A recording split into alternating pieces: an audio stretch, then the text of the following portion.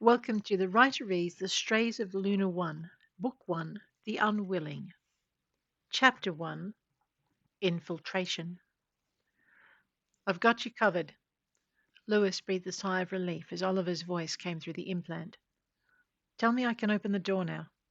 You can open the door, take a step to the right and slide into an emergency locker, then wait 40 seconds for the next guards to pass in now.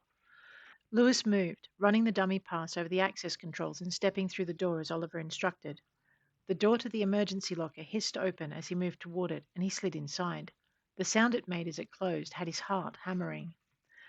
Reminding himself to breathe, Lewis exhaled, making a slow count to 40. As he reached it, the locker door clicked and then reopened. And Oliver was in his ear again. Go straight ahead to the end of this corridor, make a smart left. Take the first door to your right, turn into the second aisle on your left. Our terminal is the third one along. The one next to the wall? Lewis asked, not liking the sound of that. Unfortunately, so. Lewis kept moving, doing his best to look like he belonged in this part of the Lunar One complex. In truth, he didn't, but most of those working here wouldn't know that. He and Oliver were going for the data held in a closed system with access authorized from one terminal only, and their time frame was tight.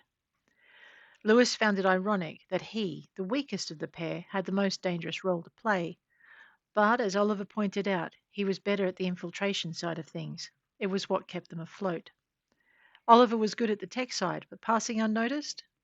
Not so much. The Ware's ancestry was clear to anyone raised on the moon, and old prejudices died hard. This company, for example, employed no one of werewolf blood, but how it found the data it needed to make the differentiation was a mystery. Or it had been. Lewis reached the end of the corridor and turned left, raising his head as if reading the designations above each door. It wasn't hard to pretend he'd almost overshot and take the few steps back to where he was meant to be. It was much harder not to laugh as Oliver stumbled through hasty corrections.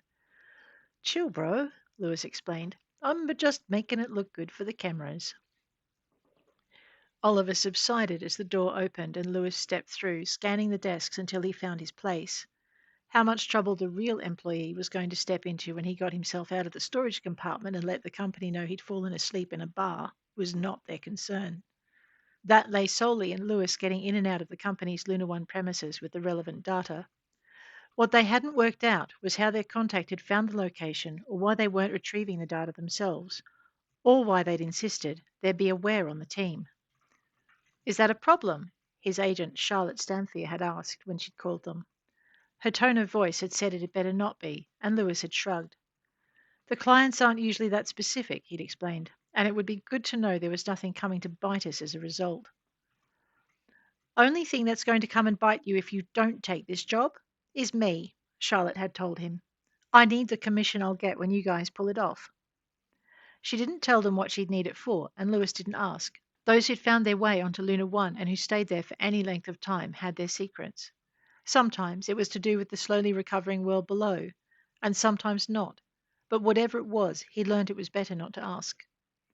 Promises, promises, he'd teased, quelling his levity when she scowled. So you'll do it? Yeah, we'll take the job. Lewis hoped he wasn't about to regret that decision as the door opened in front of him.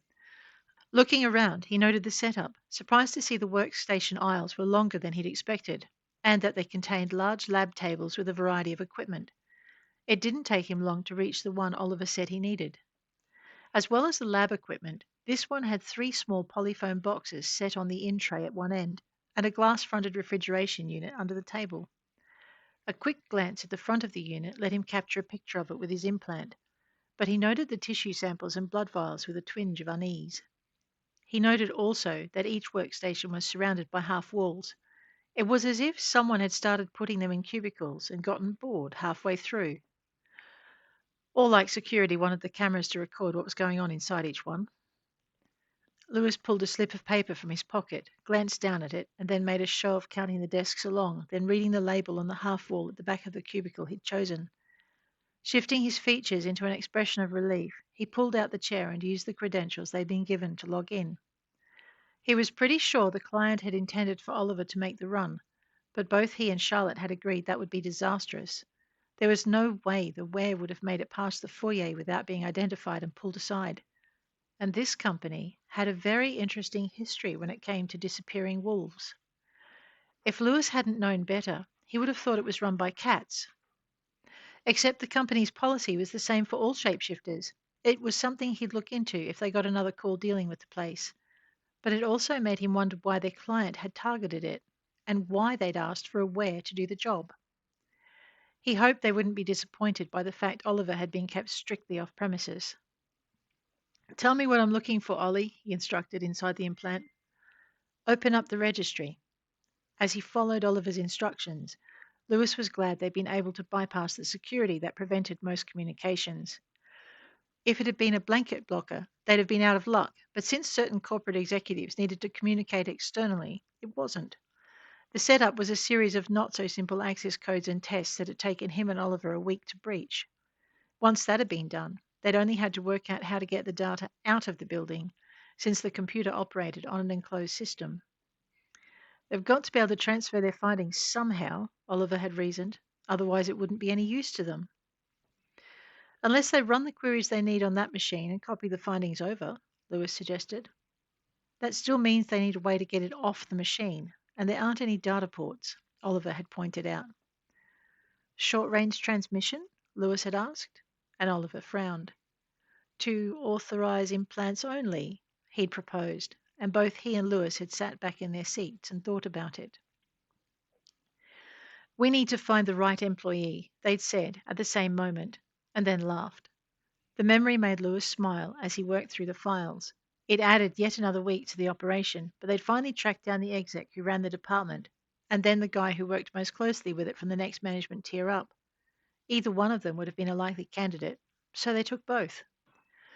Both men remembered a wild night with some very pretty women and had an extremely nasty hangover the day after, but neither of them could recall exactly how they'd managed to drink that much, or exactly who with. It wasn't something they'd mention at work. Neither of them recalled their implants being accessed either, but the downloads had been thorough and the girls had told Lewis to call them if he needed any explanations. One had even offered to tweak his software and then hastily clarified she meant the software with the actual coding he designed. He'd blushed as red as she had. Ducking his head to hide the way he blushed at the memory, Lewis continued his search. Those, Oliver told him. We need all of them. All of them? Lewis stared at the files in disbelief. And you need to do it fast. I think someone's worked out they've got an intruder in the system. Gotcha, Lewis replied, opening the frequencies he needed and finding the correct command. As he hit the button to execute the command, he hoped they were right and that the terminal really would transmit the files. What if it was set to only transmit completed calculations? His worries were brushed aside as the data began to flow, and he made a show of staring at the screen as though deep in concentration. Finding something to do to cover his inactivity was next on the list, so he started going through the terminal's most recent activities. Before long, he had more he needed to add to the upload. Hurry! Moments later, Oliver's transmission had a touch of urgency to it. Lewis checked the upload status and felt a twinge of unease. 50%. Give me the camera feeds and map me a way out of here, he instructed. Wish I could, bro, but Oliver's voice cut off midstream, and Lewis felt his heart go cold. The only reason Oliver would break off was if he'd been booted from the system, or if he'd been found and physically stopped, which meant nothing happened, or not something that he and the other employees could see. Lewis checked his implant. If Oliver had been discovered, then an implant hack wouldn't be long to follow. The only question was how long the security measures at Oliver's end held out, and how fast Lewis could get things done here and get the hell out. He checked the upload and increased the transmission rate, hoping he didn't trip an alarm by doing so. As he waited, he closed out of the documents he'd been perusing and got ready to shut down the machine. 75%, he thought. 75%, he thought, and heard the door to the lab area open. Low voices reached him, but he didn't turn around. Instead, he tried to stay as focused on his machine as possible. 80%. Soft, curt orders followed. 85, as footsteps started along the main aisle. Lewis tried to work out how close they were as he followed the data stream. If he just stuck to the designated files instead of trying to go for the cream. 95, as soft words were followed by a chair scraping back. 98, Keys rattling, followed by more quiet speech. Footsteps. The computer chimed, telling him it was done, and Lewis forced himself to stretch as though this was what he'd been waiting on before going on a break. He leaned back in his seat, then returned to the keyboard and shut the machine down, patting his pocket as though making sure he had his wallet. Footsteps moved purposefully toward him as he pushed back his chair and stood. Stay where you are. Lewis turned, looking puzzled, and froze as he came face to face with a security operator. Excuse me? He asked. The guard looked him up and down, taking in the newly minted tag on his shirt and the crisp freshness of his company uniform. You new here? Lewis swallowed and nodded. Have I done something wrong? He asked, glad his nervousness wouldn't seem out of place. The guard gave him a tight-lipped smile. No, this is just a routine security check. I need you to stand over there, please.